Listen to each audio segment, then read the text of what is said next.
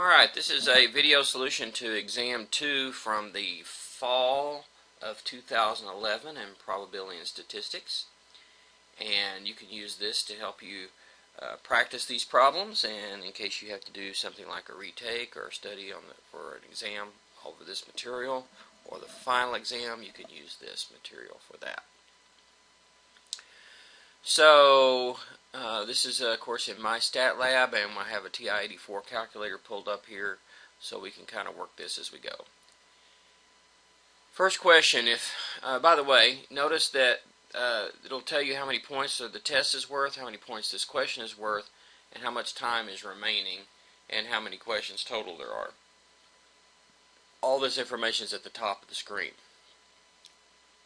Okay, if sample points A, B, C, and D are the only possible outcomes in an experiment, find the probability of D in the table below.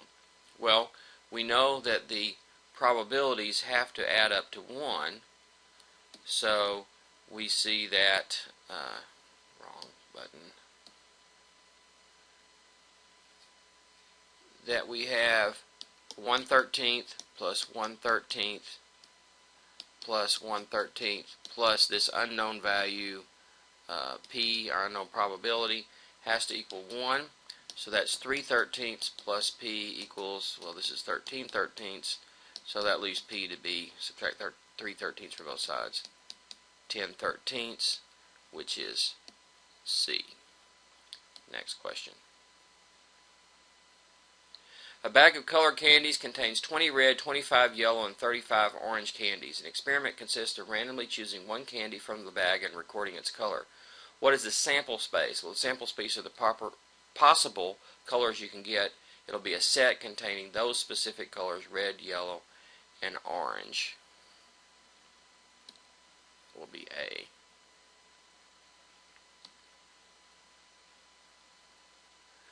Which number could be a probability event that occurs about as often as it does not occur? Well, first of all, a negative probability does not even exist, so A is not even a possibility. A probability of 1 is one that is certain to exist. A probability of 0 is one that's certain to not exist, to not occur. And a probability of 0.5 is one that's equally likely to occur and not occur. So 0.51 would be pretty close to about as often as it occurs as it does not occur. Which number could be the probability event that's almost certain to occur? Again, a probability over 1 is not possible, so A is eliminated right off the bat. And 0.99 is very close to 1. 1 is an event that is definitely certain to occur, and a probability of 0.99 is almost certain to occur. It's very close. 0.51 is about equally likely to occur and not. 0.01 is very unlikely to occur. And again, 1.01 is not even a possible probability. Suppose an experiment has 5 equally likely outcomes. What's the probability assigned to each of the sample points? 1/5, which is 0.2 in decimals. Just do that on your calculator if you want to. 0.5, well, 1/5 is 0.2. A hospital reports that 2 patients have been admitted who have contracted Crohn's disease. Suppose our experiment consists of observing whether each patient survives or dies as a result of the disease. The simple events and probabilities of their occurrences are shown in the table. S in the first position means that the patient survives, patient 1 survives. D is patient 1 dies, and of course the S in the second means it talks about the second patient. So SS is excuse me, both patients survive. Actually, that's the one we're looking for, which is 0.56. In the next one, first patient survives, second patient dies is 0.1. First patient dies, second patient survives 0.16. Both patients die at 0.18. So the probability that both patients survive is 0.56, that one of the two survives is 0.26, and that they both die is 0.18. And of course, those should all add up to 1 if that's a legitimate probability distribution. At a community college with 500 students, 120 of the students are ages 30 or older. Find the probability that a randomly selected student is age 30 or older. Well, it would be just this proportion. 120 are in this successful group here, and out of the 500. So it's 120 over 500. That, of course, that's 0.24. There we go.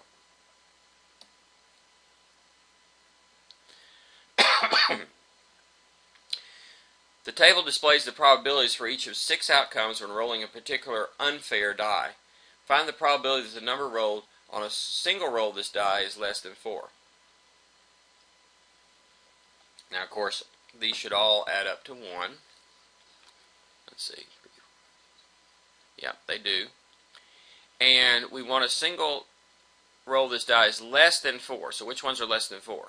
1, 2, and 3. So we add those probabilities. 0.1 plus 0.1 plus 0.1 is 0.3.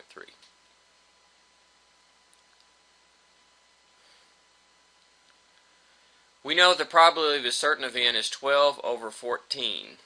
Compute the odds for and against the event. Do not reduce the ratio.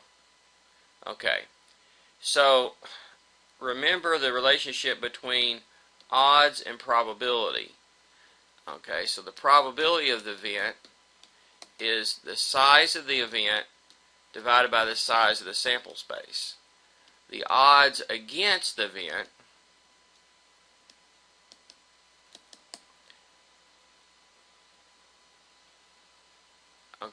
are what? They are the size, the odds against are the size of the complement of the event to the size of the event. Well, the sample space is the size of the event plus the size of the complement. Okay? So, if we think of the size of the event being 12, and the size of the sample space is 14, then the size of the complement would be 14 minus 12, that is the size of the sample space minus the size of the event, which is 2. So that goes here, and the size of the event is 12. So 2 to 12. That's the odds against the event, and it's just exactly reversed for the odds for the event. So against the event is 2 to 12, and the for the event is 12 to 2. What you're typically going to see when you see odds listed are odds against the event.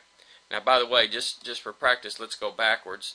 If I had started with the odds against the event, 2 to 12, think of this as the size of the complement of the event.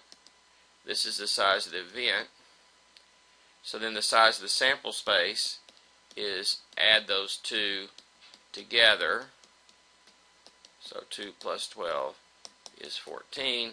And the probability of that event then is the size of the event over the size of the sample space. And that is 12 over 14, which can be reduced. Now, by the way, this particular, I've said this is the size of the event. What we really don't know is the size of the event. This could be 2 times some number, 12 times some number. This could be 12 times some number, 14 times some number. But those numbers are going to cancel out. So even though I've said the size of the event is 14, it's a multiple of 14. We don't know that it's actually 14. But it doesn't matter anyway because it's going to work out just fine in this computation.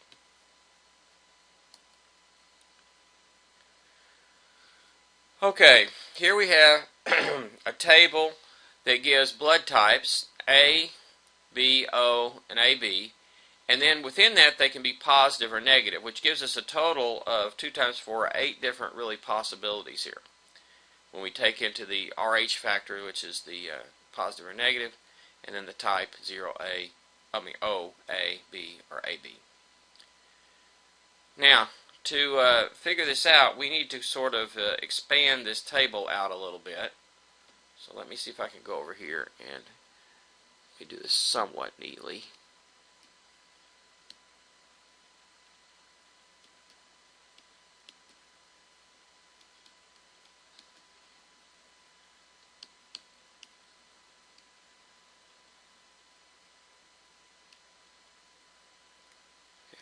make a little table. Oh, you didn't draw that line straight.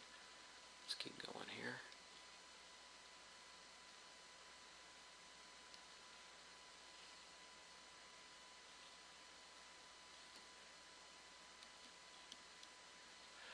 Okay, so we're going to enter in the information that's given.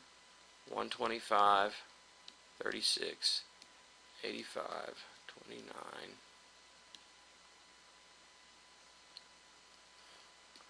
40, 11, 33, and 38. Now we're going to add these up. 125 plus 36 is 161. 85 plus 29 is 114. 40 plus 11, 51. 33 plus 38. Of course, you could do these pretty easily without a calculator, but now we're going to add across the columns as well. So these are the totals of O, A, B, and AB. Now we're going to find the total of positive and negative. So 125 plus 85 plus 40 plus 33 is 283, and 36 plus 29 plus 11 plus 38 is 87.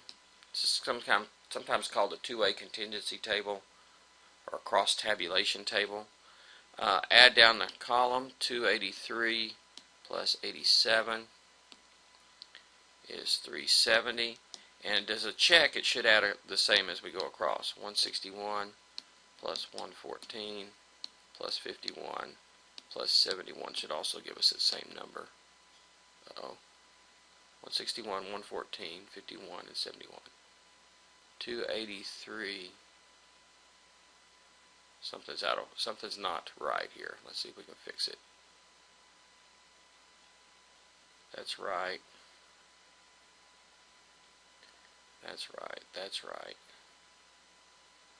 That's right. Okay, I think the 397 is probably right. 397. Let's see what's happening here. 36. I see it. The 29 came out as a 2.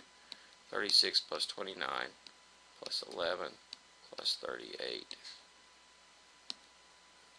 114. Give myself an eraser here.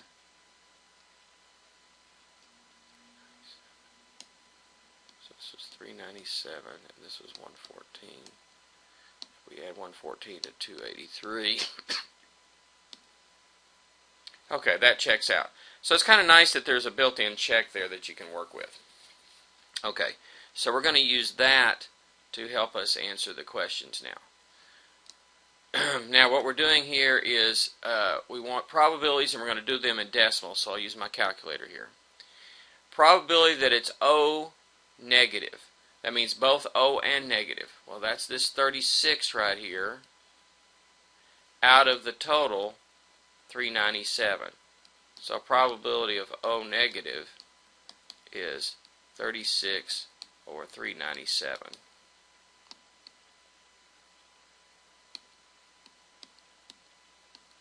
And we'll round to 4 decimal places. That's 0.0907.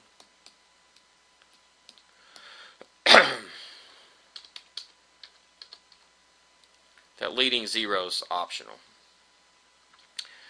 The person has positive or O.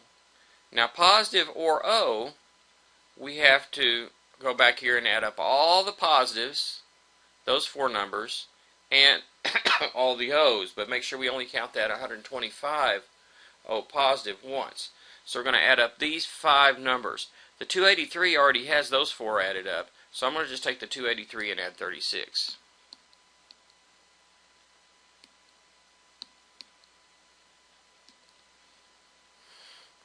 So that's 319, again out of the total 397. That's a O or positive. Okay, another way you could have done it is take the 283 plus the 161, but then you have to subtract off the 125 because it was counted twice. Of course, that's your numerator. Divide that by 397 to get a decimal approximation. 0.8035.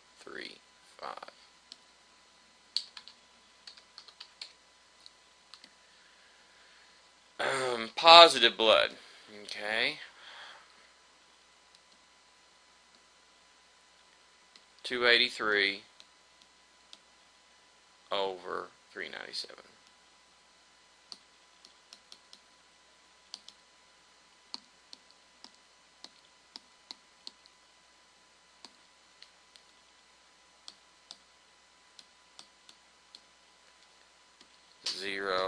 .7128. Type A. Type A blood. I'll squeeze it in up here. A, we have a total there, 114. Again, out of 397.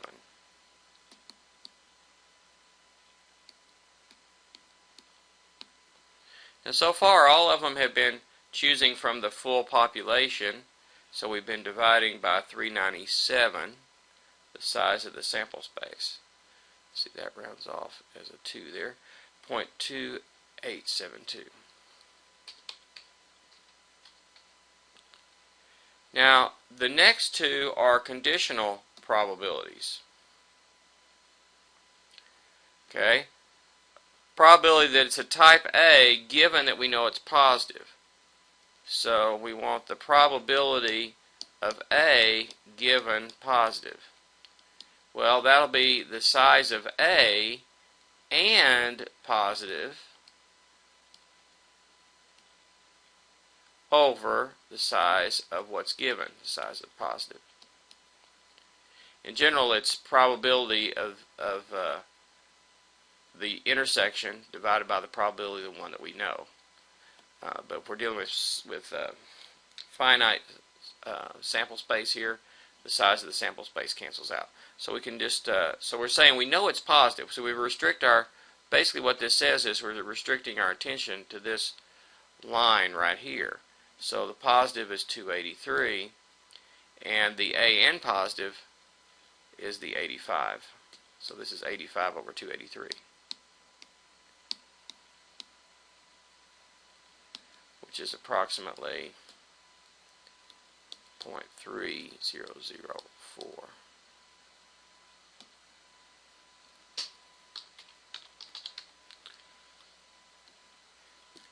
Positive given that we know it's A. Well, that's backwards. That's the probability of positive given A.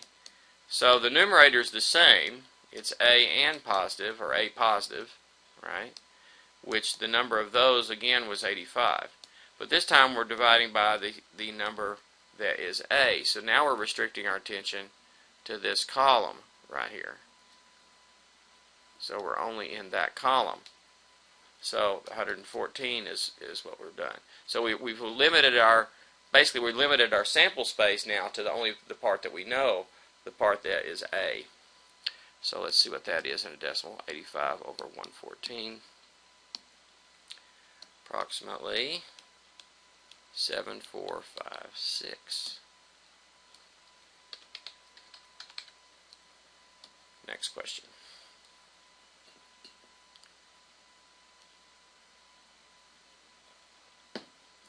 So we have two events, A and B. We know the probability of A is 0.4, probability of B is 0.2, and we know the probability of the intersection. We want to find the conditional probabilities and see if they're independent or not. Okay. Let's see what we got here. We know probability of A is 0.4. Probability of B is 0.2. Probability of the intersection, which has to be at least less than the smaller, the same or less than the smaller of these, 0.1. So we're looking at, if we look at a Venn diagram situation here, A and B, we know that this probability of this intersection is 0.1.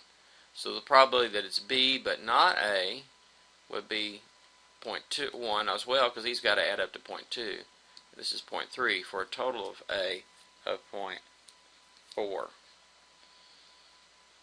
Okay, now what do we want now? We want the probability of A given B.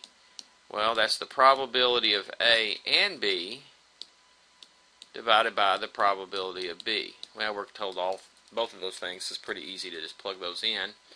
A intersect B is 0.1, and we're dividing by probability of B, which is 0.2. So that's 1/2, which is 0.5. 0.1 divided by 0.2 is 0.5. Now, right off the bat, I know that it's not independent, because if it's independent, the probability of A given B would have to be the same as the probability of A, and that would say that the probability of A is 0.4, this is 0.5. Since these are not equal, which implies they're not independent. Okay, let's enter in some of that information. What do we have? Do we have A given B? Yeah, A given B was 0.5. Okay, and let's go ahead and go back and figure out the other direction. Probability of B given A. Well, that's the probability of B intersect A, or A intersect B, divided by the probability of A this time. A intersect B again was 0.1, and A was 0.4. That's 1/4, or 0.25. And again, that's not going to be the same as B. The B was 0.2, so it's not equal to 0.2, which is the probability of B. So again, it's not independent. So it was 0.25 for that one. Okay, so it's going to be one of these no's. Probability of A given B is not the same as probability of A. That's true. This one doesn't matter. Probability of B given A doesn't matter whether it's equal or to probability of A or not. That has nothing to do with independence. If this was true, then they would be independent. On this one right here, the probability of A given B is the same as probability of A. It's the fact that those are different that it's not independent. So they are dependent. So D is the correct answer there. Next one.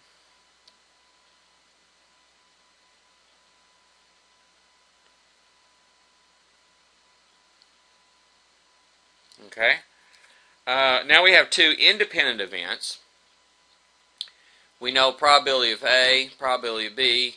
Find the probability of their intersection, the A given B, and probability of A union B. Okay. Well, one thing we know is that the probability of A given B is the same as the probability of A. That's what it means to be independent. So that's 0.3.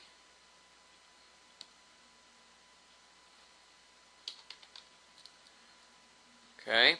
We also know that if this is true, remember probability of A given B was the probability of A intersect B divided by the probability of the B.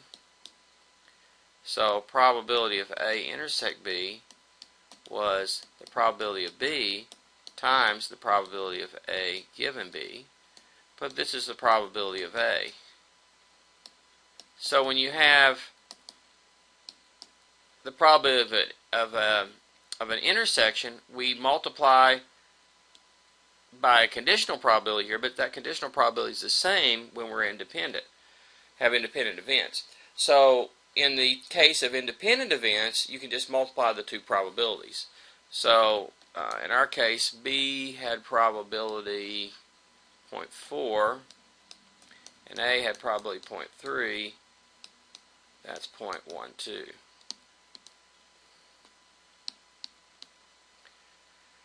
So that goes in the intersection.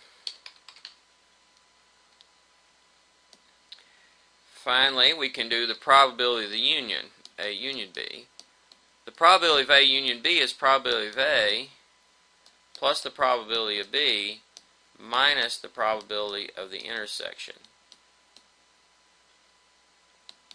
Okay, which again, in this case, the intersection is just the product of the probabilities. We already figured that out. It's 0.12. And the A and the B independently. See, one's 0.3 and the B is 0.4. So that's let's see, 0.3 plus 0.4 is 0.7 minus a 0.12. That's going to give you 0.58. So we could kind of we could even draw a diagram for that if we wanted to. A and B. The intersection was 0.12. A altogether was 0.3, so that leaves 0.18 here. So those add up to 0.3. And B was 0.4, so this is 0.28 here.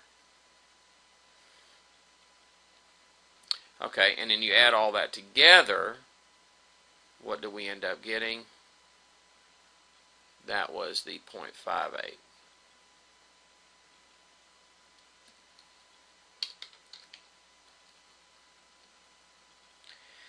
Next question. Okay, so this is one of the notations for what's called a binomial coefficient or a combination.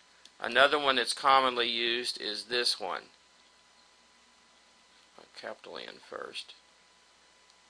Choose little n.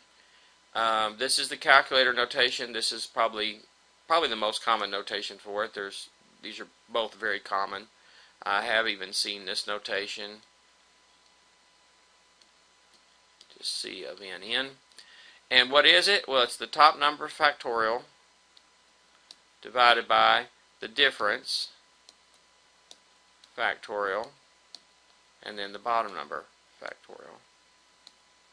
And that is the number of ways of taking a group of capital N distinct objects and choosing little n of them, where the order doesn't matter and repeats are not allowed. So without replacement. Okay, so which one is that? That is, looks like that's D. Next. Okay, we have a fraternity has 6 freshmen. Let's see here. Freshmen is 6, sophomores 12, juniors 5, and seniors, I've already used an S, we'll use R for seniors. Seniors 9. Okay, and we might want to know all those. So let me go ahead and total those up. 6 plus 12 plus 5 plus 9. So 32 members total. Okay. Now we want to select a cleanup committee of 5 members. How many such committees are possible? Well, what are we doing? Notice the key things. Order doesn't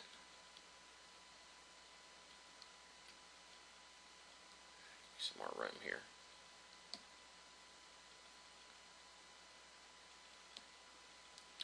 Order does not matter.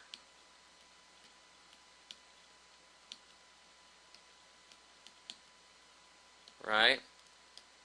We've got a group of 32 and we're selecting 5. Choose, let me call it choose because we're going to use a combination here. Choose 5 from 32 and no repeats. Okay, so that's 32, choose 5, or you might see it written this way, but this is the way we're going to put it in the calculator. So you put in 32, the calculator, you go to math, we'll go left arrow to probability, and it's number 3 in CR, and then we're going to do 5, and then that will give it to us. It's amazing how big these things turn out to be. 201,376. 201,376. Wow. They want to select a sergeant at arms, parliamentarian, and secretary, 3 offices. They're open to any member. So we're choosing from the full group. Each office may be occupied by only one person, no co-officers, but an individual may hold more than one office, so repeats are allowed. How many ways can they fill this? Well, if you think of a tree, the first time there's 32 choices for the first, then 32 for the second, 32 for the third, so you end up with just 32 to the third power. The calculator, we do it like that, 32,768. Next, they're electing a president, vice president, treasurer, and historian, 4 offices. You can't be a freshman. And fraternities have little rules like this sometimes, or groups. So you can't be a freshman and hold these offices. And again, only one per office, but this time you can't hold more than one of these. Okay? How many ways can they fill these 4 offices? Well, this is, we're selecting from just this group, not that group. Try again. They're selecting from this group, so that's 12 plus 5 plus 9 is 26, so there are 26 that are not freshmen. So we're taking those 26 and we're permuting the, how many offices again? 1, 2, 3, 4. 4 offices. It's 26 permute 4, which really is just 26 times 25 times 24 times 23. 4 factors starting with 26. If you think of your tree, this should make sense. 26 choices for the president. Once the president's fixed, we can't choose them again for vice president. So we have 25 choices for the vice president. Once those 2s are picked, 24 for the next office, and once that one's picked, 23 for the next. So we can type this in, each one multiplied together, or we can use the shortcut 26. Again, go to math, left arrow, and this time it's number 2, permute 4. What's the difference in the permutation and the combination? It's right here. Order does not matter in the combination. Once you're selected for that cleanup committee, you're just selected. It doesn't matter if you're selected first, second, or third. You got exactly the same job. But the order matters here. Bob is president, Ann is vice president. It's different than Ann is president, Bob is vice president. So this is, put that number in here, 358800. And the seniors are recognized in a ceremony. How many different orders can they receive their plaques?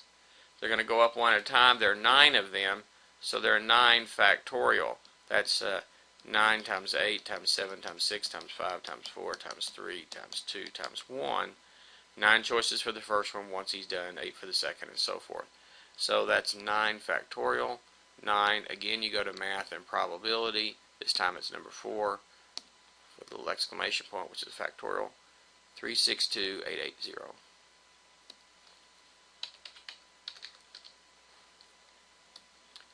Next question. The Acme Corporation is manufacturing the removable holes. We know that 12% of these holes are defective. Wile E. Coyote is buying a box of 16 of these holes in order to lay a trap for the Roadrunner. Okay, so 12% are defective. Of course, Wile E. Coyote's luck is never very good here. But what's the probability that the first hole he pulls out of the box is defective? Well, the probability of any hole he pulls out of the box defective is 12%. That's 0.12 or 12%, but it's got the percent sign here, so we're just going to go ahead and type in 12. What's the probability that the box contains exactly 5 defective holes? Well, if x equals the number of defective, we're choosing in a sample of n equals 16. There's 16 holes in a box, 16 items in the box. And So the number of defectives then is a binomial distribution. The probability P of a success, that is, that we pull a defective one, not very successful for the guy that has it, but that's our success. And then the let's see, P and N. I think we usually do N first. So N and P, there's N, and then P, that's P, I mean, and N is 16. So 16, and the probability of success is 0.12. And so there's a formula for that. It's if we want to find the probability that exactly 5, probability of a particular x value is N, choose x, probability of P to the x, probability of Q, which is 1 minus P, to the N minus x. So this is 16, choose, so probability of 5, exactly 5 holes, is 16 choose 5, 0.12 to the 5th, and the 1 minus 0.12, it's 0.88, to the, well, what's left? 16 minus 5. So this is 0.88, and there's 11 failures, which in other words, in this case, 11 good holes and 5 bad ones. That's the probability we want to find. Now, the good news is we can do this directly on our calculator. Okay, we can go to distribution. We can type this in if we want. That's one way to do it. But we can go to distributions and then go up to binomial PDF. And hopefully I've got the things in the right order. I think it's N first, 16. Then P, which is 0.12. And then the x value that you want, which is 5. And that is 0.0266377938. Let's see how, 100th of a percent. Okay, so now we want to make that percent. So that's 2.66777938%. And we want to the 100th of the percent. That's rounding off right here. Whoa, disappeared. 266. 7's bigger than 5, so it's, sorry, 6 is bigger than 5, so it rounds up to 2.27 there. So 2.27%.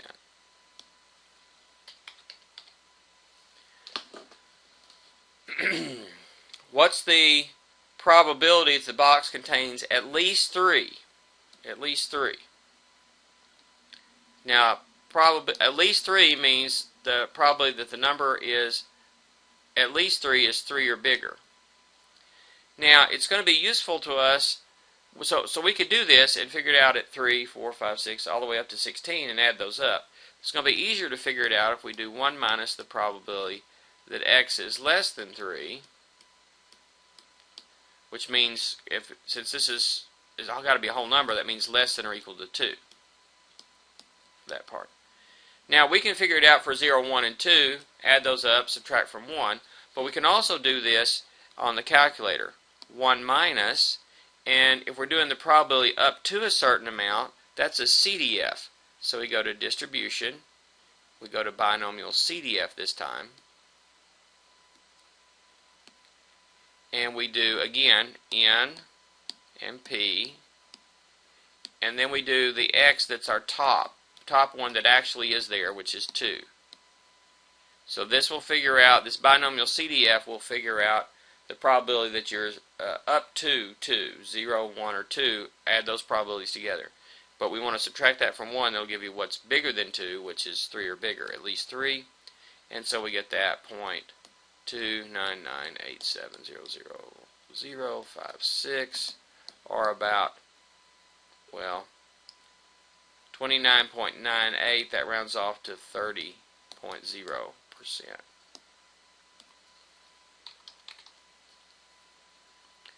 What's the probability it contains no more than 6?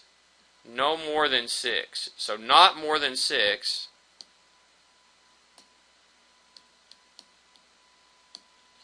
Not more than 6, let's see. That means it's got to be 5 or less. No, more than 6. So, I mean, it could be 6 or bigger, 6 or less. So that's the probability that x is less than or equal to 6. 6 is not more than 6. Anything smaller than that would not be more than 6. So the probability that x is less than or equal to 6. That's just a CDF then, again. So we can go to distribution. It's easy to get there from the up arrow for binomial because it's further down the list. Binomial CDF, and again we give it n, p, and we just give it how far we want to go up, which is 6. And there's our probability. That's about 99.85% if we round it off. And what's the probability that the first hole he removes from the box that is defective will be the fourth one? Well, now this is, let me call that a different distribution. Let's call that y. Y is the number until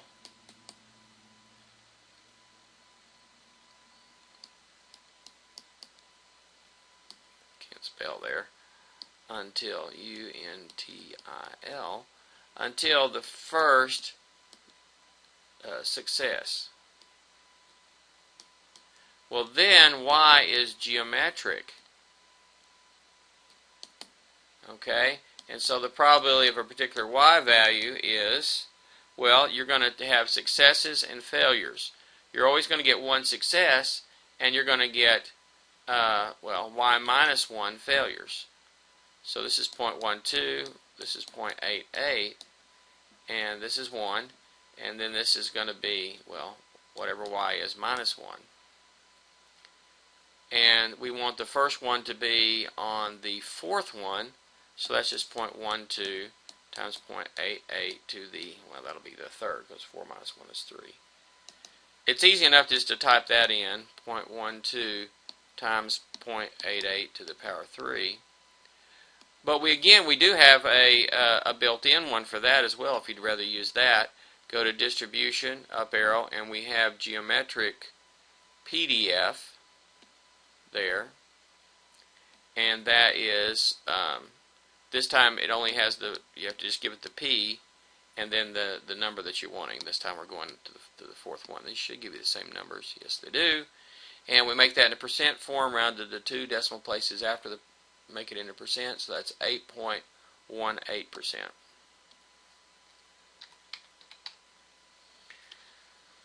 All right, next question. Getting close. Just a couple more to go. So now we have a table of x and the probability of x for a finite distribution. We want to find the mean and variance of this distribution. You know what? I'm going to use some features of my calculator here. Let's go to Stat and Edit.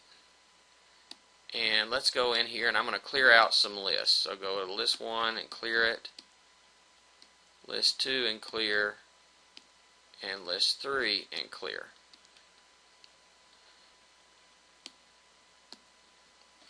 Okay, in List 1 I'm going to put the x values. 0, 8, 13, 16, and 25.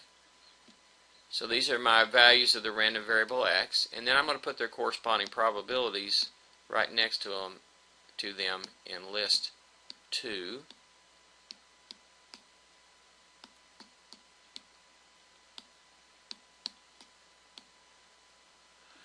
Now, to find the mean of a distribution, we need to take, remember that the mean of a distribution is the expected value of x. And what that means is we take x times the probability of x, and we add them up for all x's. Okay, this is the discrete version of this. So what we want to do is take each of these x's times the probabilities. And I use the list here because I can do that real quickly. I can just say list 1 times list 2. And if you notice, this will work it out. It'll do 0 times 0.22 is 0.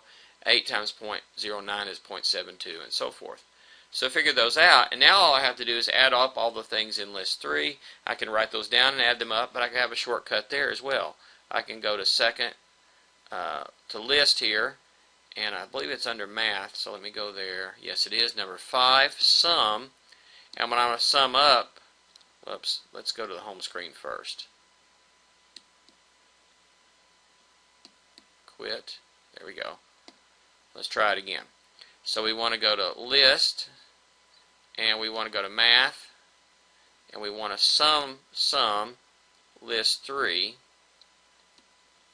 and this will add up the things in list 3, which is the mean. So the mean in this case was 14.88. Now I might want to use that again, so I'm going to store that as m. Store alpha, where's m? Right there, it's above the divides key. Okay, that was store, that's the STO button right down here, lower left there. And then of course you put the green alpha button to get to the green letters above. Okay, so that's 14.88, that's the mean. Now there's 2 ways to go at finding the standard deviation or variance. Variance is next. Okay, so the variance, we have 2 formulas. One is, of course, it's sigma square is the variance. It's the expected value of x minus mu square. So that is, you take all the x's, subtract the mean, square them, multiply by their probabilities, add them up. Okay, for all possible values for x's. That's the actual definition. It also, there's an alternative formula that you can use, and either one of these works just fine. It's the expected value of x squared minus the mu squared, the expected value of x, quantity squared. So we can use either one of these. I'll show you how to do it both ways. Let's do the so-called shortcut formula first. So again, I'm going to use my table versions a little bit here. So not my table, but my list editor from Stat. So I'm going to go to Stat and Edit. And to do this one, I need to, the expected value of x squared, of course, is this part right here is take all the x's, square them, multiply by their probabilities of the x's, and add those up for all x's. And then we already know what that is. So this is stored as m. Okay, so let's do it that way. We'll do that way first. So go to list 4. I'm going to clear it out. And you can do all these by hand if you want, but it's or just written in a table on a piece of paper. But I just thought it might be nice to see some cool little shortcuts on the calculator. So we're going to add up all the x squares. So remember the x's are in list 1, so let's put list 4, let's put their squares. So we take list 1 and square it, and all the squares of the things in list 1 will be there. Now remember, in list 1 they were 0, 8, 13, so forth. Their squares are oops, going too far here, L4. Let's clear out these other lists.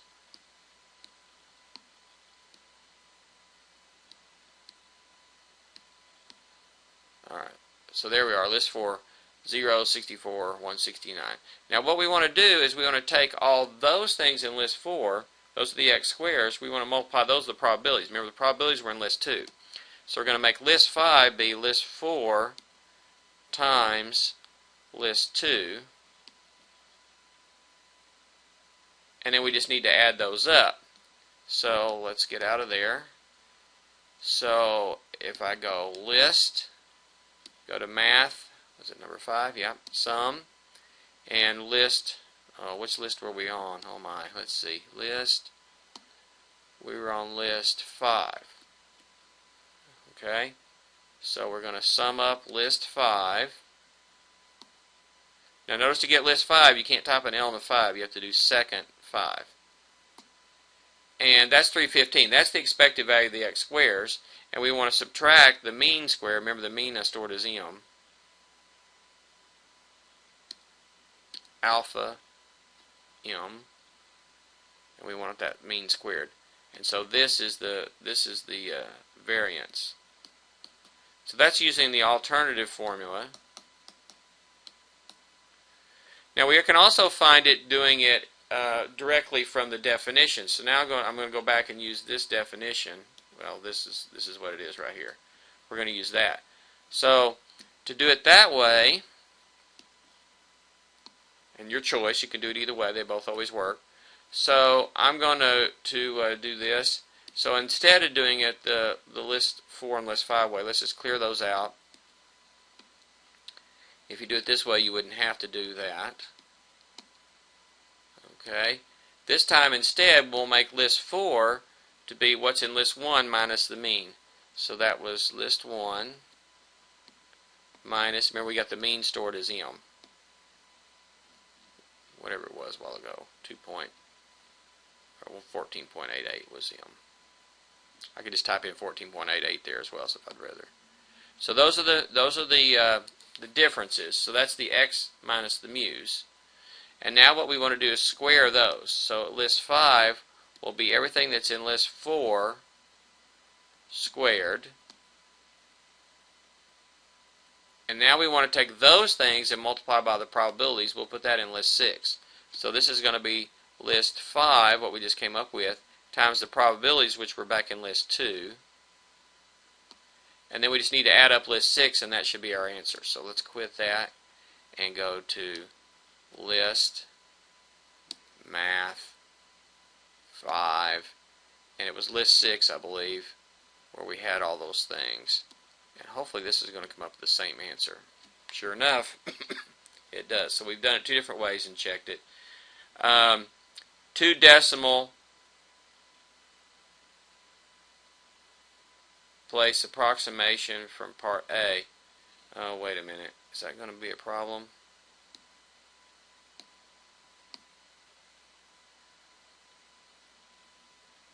Okay, luckily part A was in 2 decimal places to begin with, so it's not really rounded off.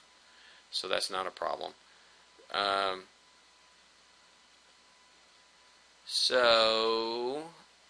Well, it doesn't say where to round off. 93.5856. We'll do the whole thing there.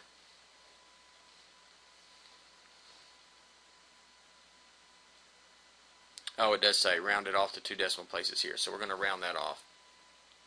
0.9 there. Okay?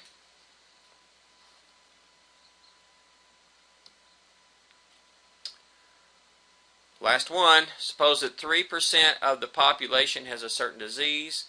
We have a test that 97% of those who actually have the disease will test positive. 7% of those who do not have the disease will also test positive. See if we can figure this out. Now this one is definitely the hardest one. I think it's the hardest one on the test. So let's see what we've got here. 3% has the disease. So the probability that a person actually has the disease is 3%. That's 0.03. So the probability that they don't have the disease, the complement, then is 97%. We'll do everything in decimals down here, and then we'll convert back to percents up there. 97% of those who have the disease will test positive. So the probability of a positive, given that you have the disease, is what that is saying. If you have the disease, the probability that it's positive is 0.97. 7% of those who do not have the disease will also test positive. So the probability of positive, given that you no disease, that you're healthy, is 7%. Okay, now there's 2 ways to look at this in a tree. We can first get whether you have the disease or no disease, and then look at whether you test positive or not positive, positive or negative, for the test. We can also look at the tree where we test to see if it goes positive or negative, and then see if you have the disease or not.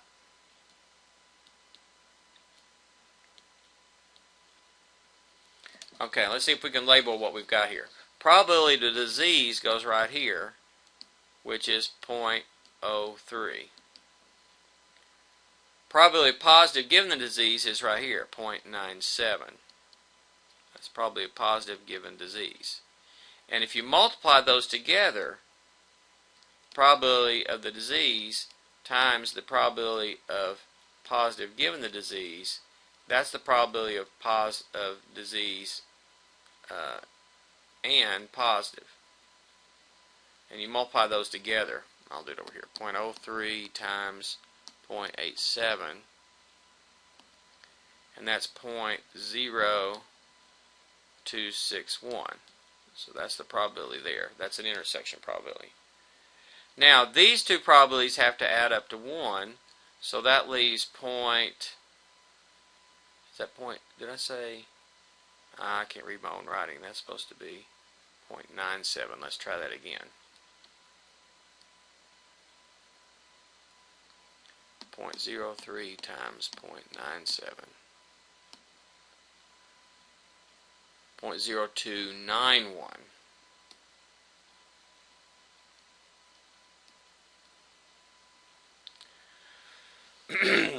Okay, so that means these two are complements here, so this is 0.03. So if you do 0.03 for this one right here times this 0.03,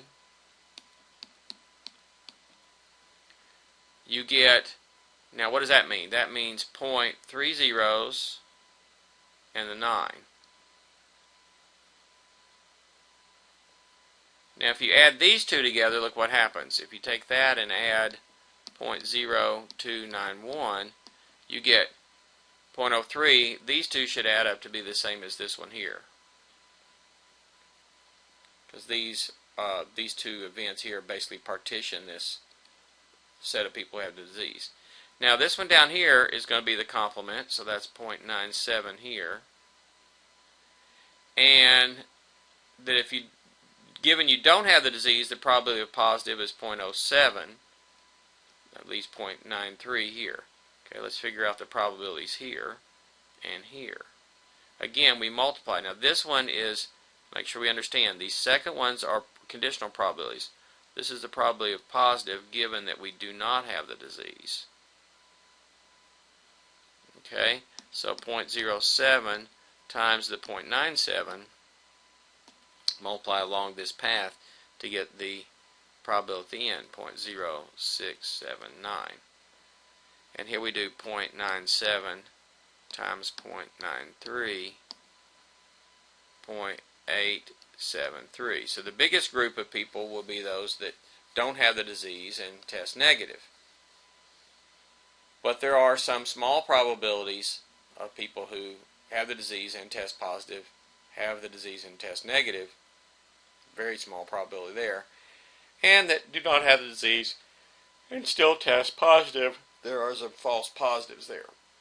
So this is false positive, false, this is a false negative, so those are errors, and then these are sort of correct conclusions.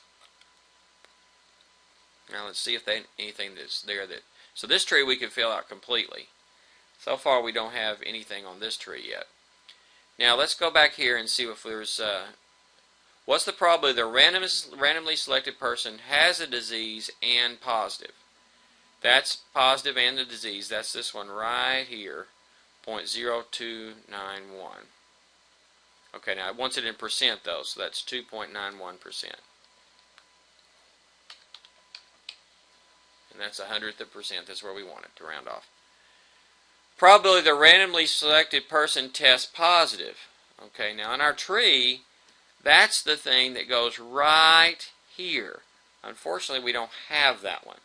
So let's see what we can do to work with this to figure this out. The good news is these numbers at the ends, these four numbers here that you get from multiplying across these probabilities are intersection probabilities, probabilities of the intersection, and they're the same four numbers of this. Positive and the disease is here, 0.0291.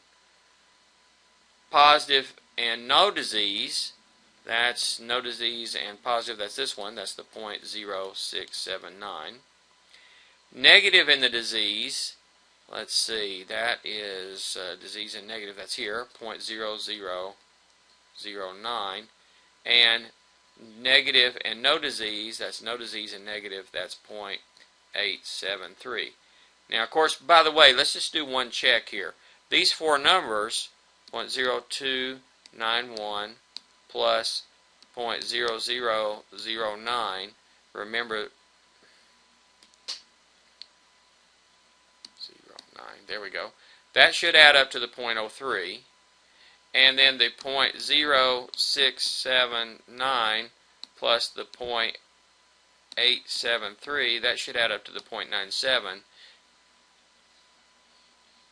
Can't type it right. Let's try it again. 0.0679 plus the 0.873. Those two add up to be the 0.97. Okay, something's wrong there.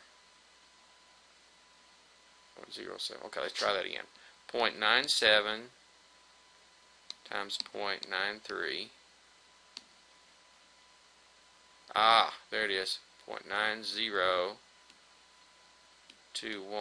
Okay, so let's try that again.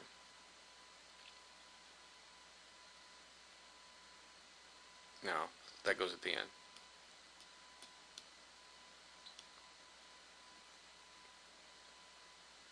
Okay.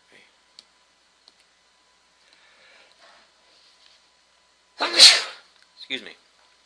0.9021. I'm not sure how we messed that up earlier, but we did. I did. So this was 0.93. Okay. And then, of course, once, hopefully now this is going to add up right. 0.0679 plus 0.9021. That should have to be 0.97. And, of course, when you add all four of them, the same as adding these two, should add up to 1, which it does. So, again, these four numbers should add up to 1. And the two of these add up together to give you this one right here. So, the probability, this is the probability of disease and positive test. This one is the probability of no disease and positive test. And you put those together, that'll be the probability of a positive test. 0.0291 plus 0.0679. And the reason why you can just add these things up is because all four of these things here are mutually exclusive. There's no overlap in them. So we can just add up the probabilities without any problems. Now, if we wanted to find the probabilities here, we can just divide. In fact, I think we're going to need to do that in a minute. So the probability of a positive is 0.097, which is 9.7%. So 9.7. The probability if they're positive, regardless of whether they have the disease or not, that's 9.7%. What's the probability that a person who we know is tested positive has disease? Now, this is kind of the situation you're in. You're in a hospital given this test, and you come back and you say, okay, a patient has tested positive. What's the probability that they have the disease? That's right here. This one goes right here. The probability that the disease, given that they're tested positive. Well, you multiply these two, this is probability of positive, together to get this one here. So you just divide, going the other way. It's the probability of both divided by the probability of the one we know, the positive. Well, this one we know is 0.097, and the intersection probability we know, 0.0291 divided by 0.097 is 0.3, which is 30%. This is kind of an interesting scenario and something you really need to pay attention to, particularly if you're going to be working with people who have this setup. So this is a rare disease. It only affects 3% of the population. And yet, we have a test that looks pretty good. 97% of the people who actually have the disease will test positive. And it's only 7% who don't have the disease will test positive. That sounds like a pretty good test. But since there's so few people in the actual population that actually have the disease, if we took a random person off the street and brought them in and they tested positive for the disease, what's the probability that they actually have the disease? Only 30%. Okay. Now, of course, if they came in for this, perhaps they have something else that might indicate that they had the disease as well, some extra information like some other symptoms. But if we just pulled a random person off the street and pulled them in and tested them for this, and they tested positive, there's still only a 30% chance that they actually have the disease. Very interesting, huh? Because it's kind of deceiving. You look at that and see 97% who have the disease will test positive, 7% will test positive if they don't have the disease. It looks like there's a very high probability that they'll actually have the disease if they test positive, but not really. Only about 30%. Alright, let's submit these answers and see if I did this without making any mistakes here. And what? 87%. Let's see what I did wrong.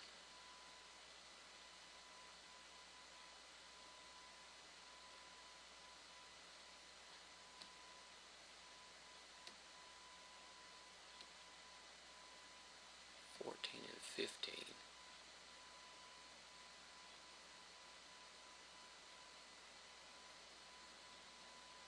Okay. Cleanup committee of 5 members. How many are possible? 16 plus 12 plus 5 plus 9. That's 42. 42. Choose.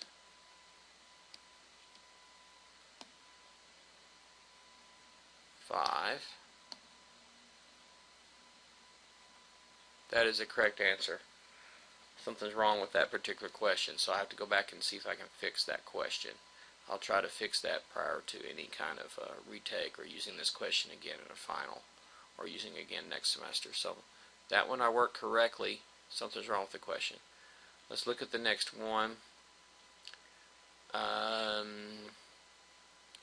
3 offices. No individual may hold more than 1 office. How many ways can they fill the offices? They can select from the whole group. So they've still got the full group of 42. Okay. And you may hold more than 1 office. So 42 is going to be 42 to the 3rd power.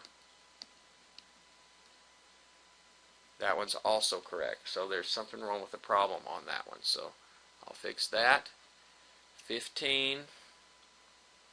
Exactly 5 defectives. That's going to be a binomial distribution. And we've got a group of 16 and we're choosing 5 of those. So let me do it 2 different ways. No, let's just do it this way. Distribution.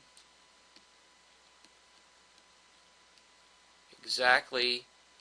Now we want to do it exactly. Make sure I didn't push the wrong one. PDF is the one we want here. And we do our 16.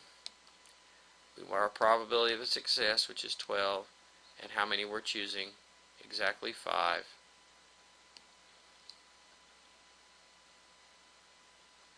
2.66% is correct.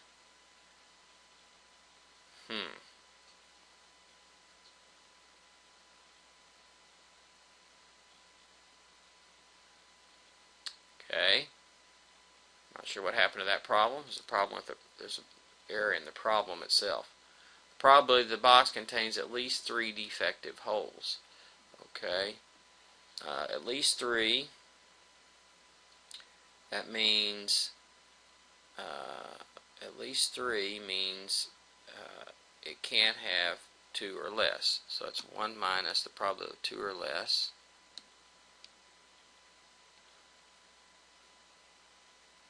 Okay. 2 or less would be a binomial CDF 16.12 and 2.